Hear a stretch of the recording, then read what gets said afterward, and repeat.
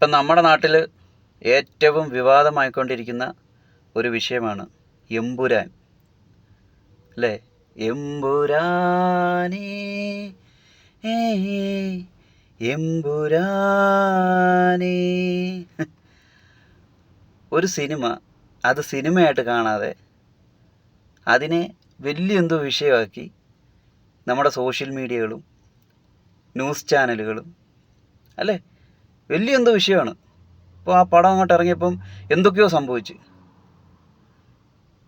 നിങ്ങൾക്ക് നാണമുണ്ടോ? ഒന്ന് ആലോചിച്ച് നോക്കി. ഒരു സിനിമയാണ്, അത് അതിൻ്റേതായ രീതിയിൽ കാണുക.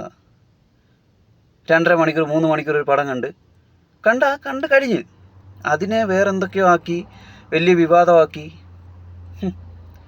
വേറെ ഒന്നുമില്ല. ഇപ്പം ചർച്ചാ വിഷയമായി. ന്യൂസ് ചാനൽ ഇപ്പോൾ ലൈവാണ് ചർച്ചാ വിഷയം.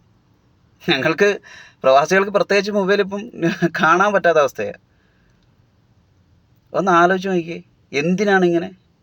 ഒരൊറ്റ ചിന്തയേ ഉള്ളൂ ഈ ന്യൂസ് ചാനലുകാർക്കും സോഷ്യൽ മീഡിയക്കൊക്കെ. ഒറ്റ കാര്യമുള്ളൂ, എങ്ങനെയെങ്കിലും എന്തെങ്കിലും കാട്ടി വൈറലാകുക.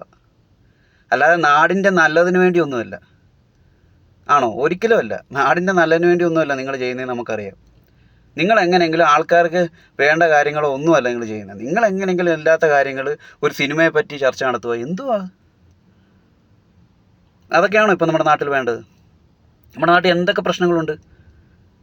എത്രയോ കുട്ടികൾ ആഹാരം പോലും ഇല്ലാതെ അലഞ്ഞിരിഞ്ഞ് നടക്കുന്നു.